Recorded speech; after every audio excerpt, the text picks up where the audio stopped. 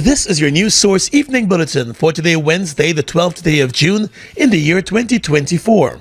I'm Gordon Mosley reporting, and here's what we're tracking tonight.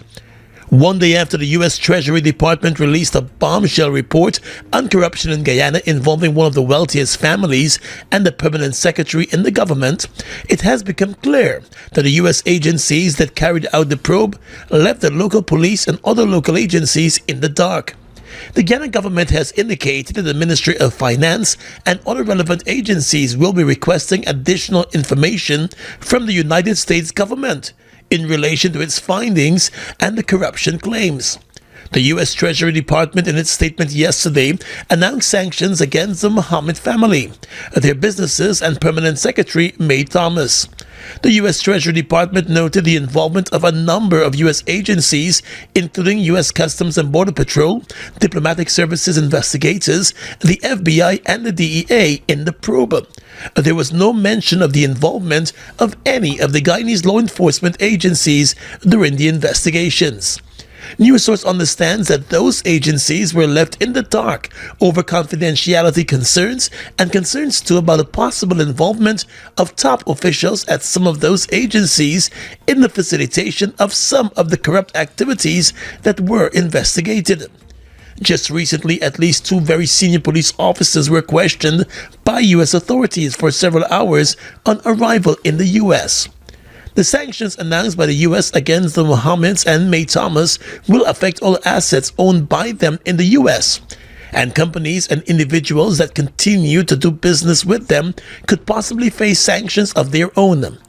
There has been no comment from the Mohammeds or Permanent Secretary May Thomas since the sanctions were announced. Thomas has since been sent on leave by the Guyana government. The corruption claims that led to the sanctions, according to the U.S., included the alleged payment of bribes to government officials for preferential treatment and contracts, the illegal movement of gold, the facilitation of special arrangements for vessels, and the issuance of passports and the use of influence to affect the outcome of criminal investigations. The U.S. claims that the Mohammeds, through their Mohammeds Enterprise Company, evaded the payment of more than $50 million in taxes to the Guyanese government, while under-declaring their gold exports. The U.S. report cites the alleged involvement of customs officials and other Guyanese government officials in the acts of corruption. According to the report, customs officials were bribed to falsify import and export documents, as well as to facilitate illegal gold shipments. The report said Mohammed's enterprise paid bribes to Guyanese government officials to ensure the undisrupted flow of inbound and outbound personnel to move currency and other items on behalf of Azruddin Mohammed and Mohammed's enterprise. The Permanent Secretary May Thomas was cited for allegedly accepting bribe payments in the form of cash and expensive gifts. Thomas was arrested and grilled by the U.S. authorities at the Miami International Airport last year, and her phone was seized and probed. Her U.S. visa was also revoked. At least two other persons who were also linked to the Mohammeds and the Permanent Secretary had their phones seized and probed during their arrival in the U.S. last year, while facing questionings about those now sanctioned by the U.S. More news coming up in just a moment. Stay with us.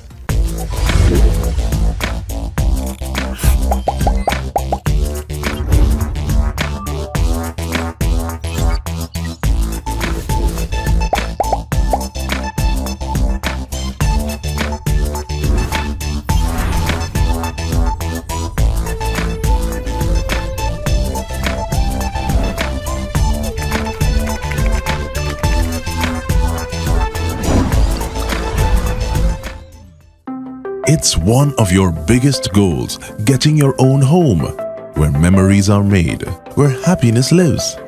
You may feel that home ownership or renovation is beyond your reach, but we at Republic want you to know that there's always a way. Ask us about our suite of mortgages. Let's help make your housing wishes come true, or advise on how the equity in your existing home can finance other dreams and goals. Call or go online to learn more. All the big bands, all the big names from all around the world. The return of the biggest chutney show, Clash of the Titans, June 22nd, the Guyana National Stadium, the ICC Cricket T20 World Cup weekend. This is is Clash of the Titans. One big stage, one big night, over 7 big bands, over 40 artists performing June 22nd, the Guyana National Stadium. This is Clash of the Titans.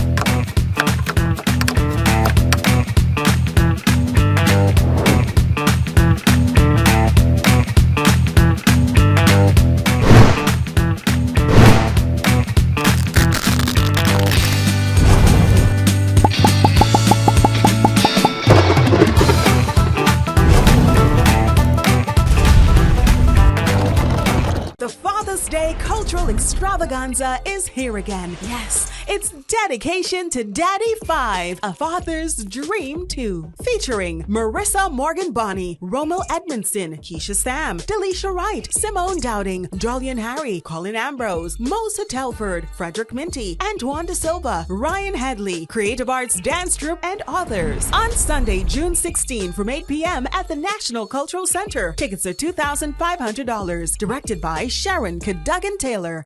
Okay,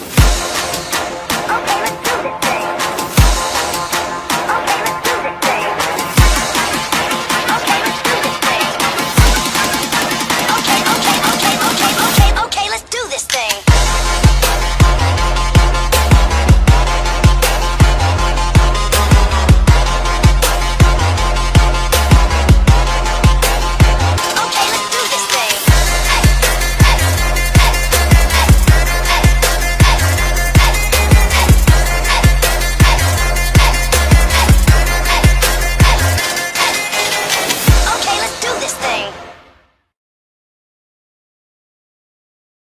As the United States seeks to bolster security cooperation with Guyana and in the Western Hemisphere, the U.S. Under-Secretary of State for Arms Control and International Security, Ambassador Bonnie D. Jenkins, will be in Guyana on a 2-day visit from Thursday, the U.S. State Department has announced.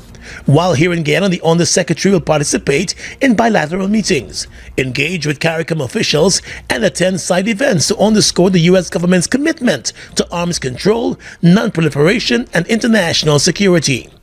A release from the local U.S. Embassy also stated that a U.S. government official will be engaging the local press also. In the past few months, a number of high-level U.S. government officials have been visiting Guyana for meetings with government officials and other stakeholders. The U.S. has long described Guyana as a strategic partner in the Western Hemisphere that can assist Washington to curb narco-trafficking and gun running in the region. The U.S. recently announced that it will continue its partnership in assisting the Guianan government in a number of critical areas, including the commencement of a U.S. Drug Enforcement Administration capacity building training program to bolster Guyana's counter-narcotics capacity. The two sides have also been looking at the deployment of a technical FBI team to support the government's ongoing efforts to enhance border security at major ports of entry throughout the country, and a new $350,000 investment under the Better Police Readiness Program, implemented by the Pan American Development Foundation to support the Guyana Police Force's ongoing implementation of its strategic master plan.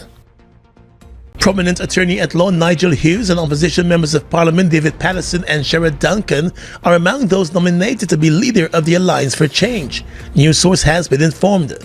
Duncan is currently the General Secretary of the AFC. Along with Patterson, he sits on the executive. Hughes, a former chairman of the AFC, resigned from that position back in 2016. According to information reaching news source, as nomination day came to an end today, more than 90% of the nominations were in. Chairman, vice chairman, and treasurer are among the other key positions up for grabs. AFC Executive Jarita Finance, who sits on the Membership and Registration Committee of the party, told news source that the regional groups have until midnight tonight to submit their list of nominees. We accept nominations from the regions, so the regions have their processes that they go through prior. Decisions are made at a regional level, and then the region submits a nomination on behalf of the RMC, which is Regional Management Committee. In addition to that, I can say that we accept nominations both Physically and digital, we make provisions for persons that are in the hinterland region so that they don't have that hassle of getting a physical document here by 12. In addition to the 10 administrative regions, nominations are also coming in from the diaspora groups located in the Caribbean and the United States. As she spoke to News Source at the AFC's headquarters in Kitty, Finance said the process went on smoothly. Well, I'm part of the membership and registration committee, and one of the things that we're doing here today is making sure that there's full transparency in the process. So if you look around, you're going to see a number of different persons here that are here to scrutinize the process so that there's full transparency. Persons that have interest in the system that may be vying for positions and so forth are here also. Everyone is present to make sure that there is nothing that is questioned at the end of the day. Meanwhile, current leader of the Alliance for Change, Comrade Ramjatan, who has made it known that he's not seeking re-election, said he was pleased with the manner in which the nomination process was executed today. Ramjatan said it was time to give the younger generation a chance to lead the party. I'm not seeking re-elections as leader of the party. I want a different set, a younger set. And, the old heads like me want to create space for other people. And there will be the political competitions for the senior leadership and so on of the party. And our national conference will make the decisions on that. And the chairman of the AFC, Kathy Hughes, told News Source that the nomination process is a critical element of the party's upcoming elections. The AFC will host its national conference on the 29th of June. I'm really happy to say that the Alliance for Change is definitely the only smaller party, the third force we are, that actually has a national conference that goes through the rigorous requirements of being a legitimate, acceptable political party. And as all Guyana would know, we have been around since 2005. And we've played a dominant role in Guyanese politics, and we will continue to ensure that in 2025 we are a strong, viable option. More than 300 delegates are expected to participate in the upcoming conference and elections of the Alliance for Change. They are also expected to make critical decisions as the AFC looks to further cement itself in Guyanese politics. All the big bands, all the big names from all around the world. The return of the biggest chutney show, Clash of the Titans, June 22nd, the Guyana National Stadium, the ICC Cricket T20 World Cup weekend. This is Clash of the Titans. One big stage, one big night, over 7 big bands, over 40 artists performing June 22nd, the Guyana National Stadium. This is Clash of the Titans. I wonder what man. Jesus. Wamlin then? Look like you got the whole of Guyana in your shoulder, boy. But right now me had speed him, boy. Guess who come last night and disturbed me for me sleep and telling me why she ain't got nowhere to stay and want to stay here? Who? Dulce. Dulce? The sick thing? Yeah. You mean the smooth rating? Yeah, buddy. You mean Spanish? Yeah. Mucho español. Mamacita. Buddy, you gotta listen to me, buddy. Yes, Papi. The play of the year is here. Ronald Hollingsworth brings to you Till I Find a Place in Guyana, the Spanish Connection. June 22 and 23 at the National Cultural Center. Tickets $3,000 and $2,500. Directed by Sharon Cadogan Taylor and Ronald Hollingsworth. Till I Find a Place, the Spanish Connection. It's that Spanish coming inside. Spanish. Mobil 1 is more than oil. It's many oils. It transforms at the molecular level. When cold, it's thicker than honey. When hot, it's thinner than water. Mobil 1 adapts and readapts to last longer. 16,000 kilometers between oil changes. That's your engine evolved. Sol Guyana is the authorized distributor of Mobil lubricants.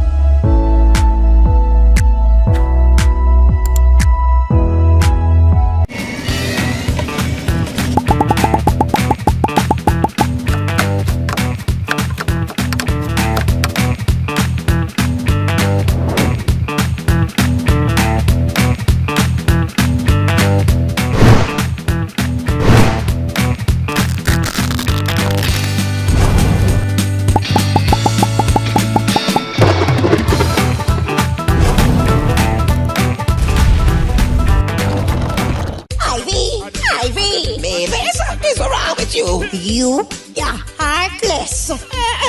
Wait, what? Last year I lent you my money, my weight plus babysit your grandchildren.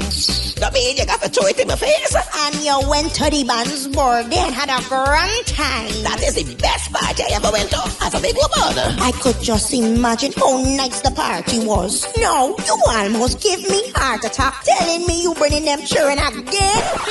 No. Me in missing the niceness. But how we going and enjoy the band's birthday? Well, the mother got for calling sick because I got to perform alongside 12 one mamans. Don't forget to remember Saturday 22nd of June at the National Park. Get your early bird tickets for 2,000, VIP 6,000 at just your size boutique, White Castle Fish Shop, Fireside Suites, Team Extra Location, Stabrook Market, Stove Top, and in J-Box Office. Compliments of Fireside Grill and Chill and Extra Jail. Fans birthday, we present. Let's go dancing. Well, a meeting of the Parliamentary Foreign Affairs Committee almost reached a point of chaos yesterday. According to opposition member of Parliament and spokesperson on Foreign Affairs, Amanda Walton Desir. She said during the meeting the government side appeared upset when the opposition members corrected them on several issues related to the work of the committee. Todd's attitude in the meeting today left much to be desired. In summary, Mr. Todd told me that I was crazy. He called me crazy. And then when I called him out on it, he tried to amend it by saying that I was behaving crazy. Completely unacceptable from a sitting minister of government.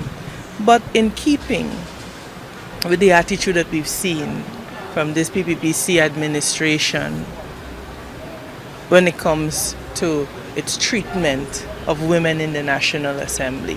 The opposition MP accused the foreign minister of first attempting to mislead the sectoral committee on its functions, with him reportedly contending that it was established to merely receive reports on foreign relation matters. But MP Walton Desir said she had cause to remind the committee that it was vested with a far greater range of power than merely receiving reports as provided for by the standing orders. He didn't appreciate that correction and that clarification. And so for the beginning of the meeting, he was quite belligerent. And it got very heated in there to the degree that a male member from the other side walked over to our side and hit my mic down. You were speaking to him just now. I'm sure he didn't report that.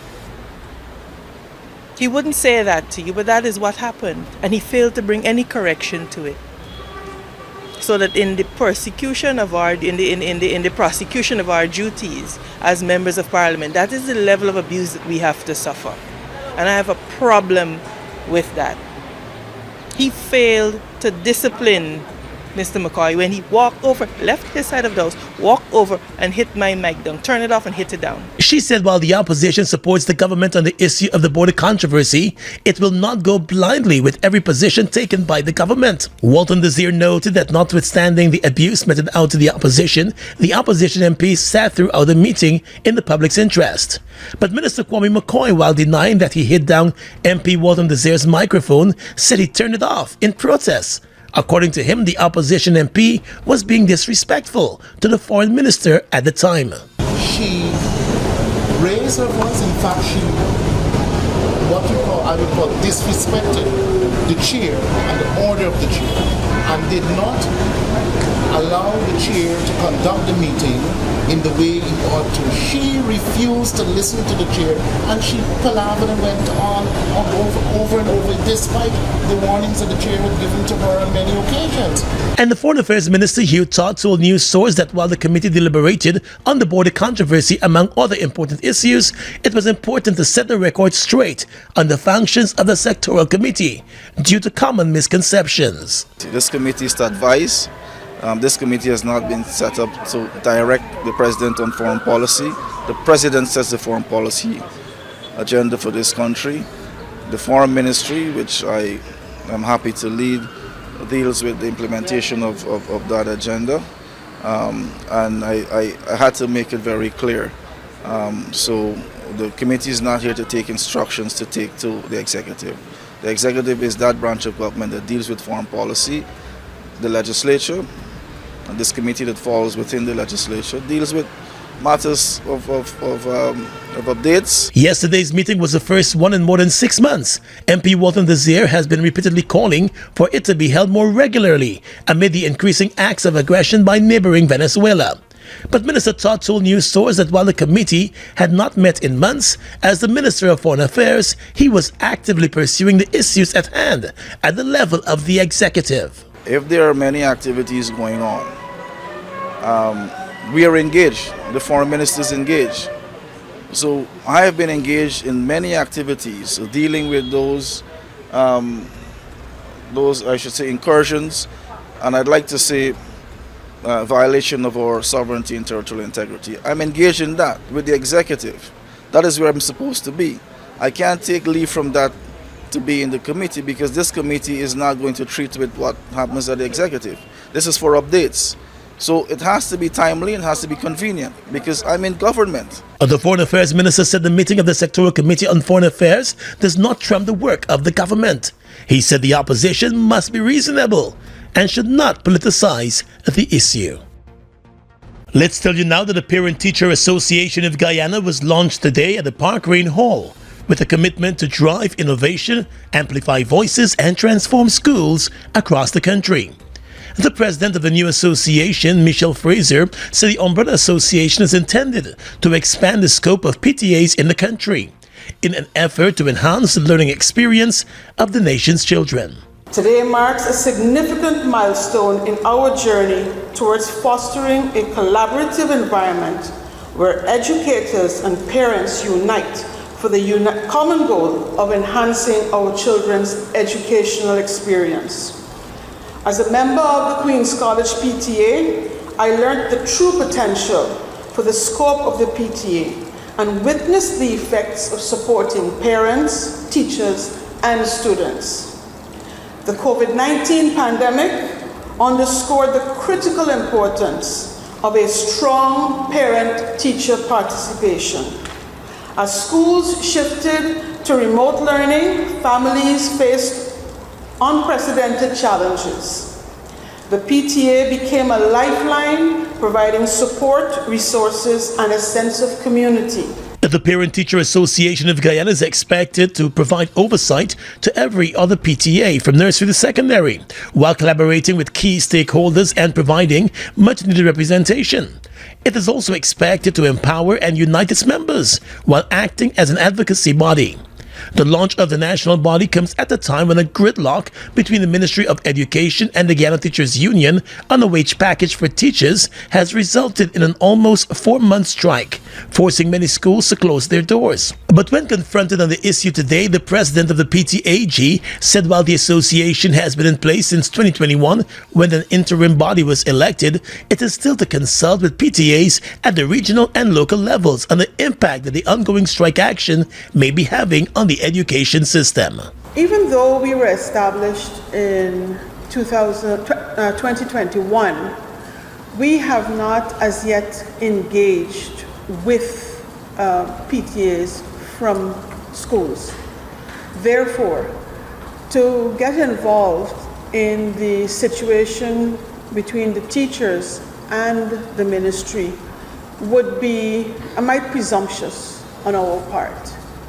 We have a long process before we can actually find out from the PTAs the effects. I mean, we can see them, but specifically, we will have to engage PTA bodies so that we can find out how we can effect help for them. She said today's launch is the start of the work of the Parent-Teacher Association of Guyana, and it intends to engage the majority, if not all, of the more than 1,000 PTAs spread across the country. She said the PTAG is about action, and it plans to review systems, empower members, and champion the welfare of children. But there is a long road ahead, she noted. The General Secretary of the PTAG, Sheikh Sadiq, said going forward the national body will be working with the National Coordinator for PTAs at the level of the Ministry of Education to acquire the necessary data on PTAs in Guyana and their structures. Ivy, Ivy, babies, what's wrong with you? You? Yeah, heartless. Wait, what? Last year I lent you my money, my weight plus babysit your grandchildren. That mean you got to throw it in my face? And you went to the band's birthday and had a grand time. That is the best party I ever went to as a big woman. I could just imagine how nice the party was. No, you almost give me heart attack telling me you bringing them children again. Nah. Me in missing the niceness. But how we going and enjoy the band's birthday?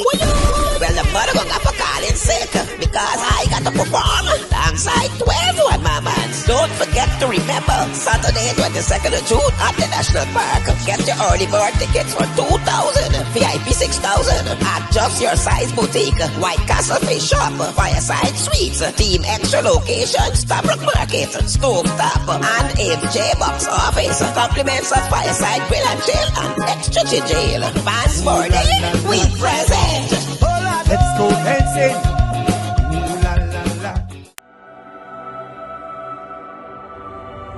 Look at the breathtaking beauty of the Essequibo. From its pristine rivers to its abundant resources, it's a treasure that belongs to Guyana, and we ask Venezuela to respect the rule of international law.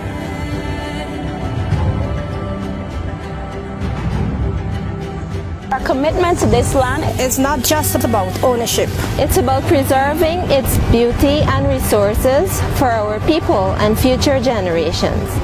The controversy between Guyana and Venezuela was settled internationally as full, perfect, and final in 1899. Essequibo belongs to Guyana.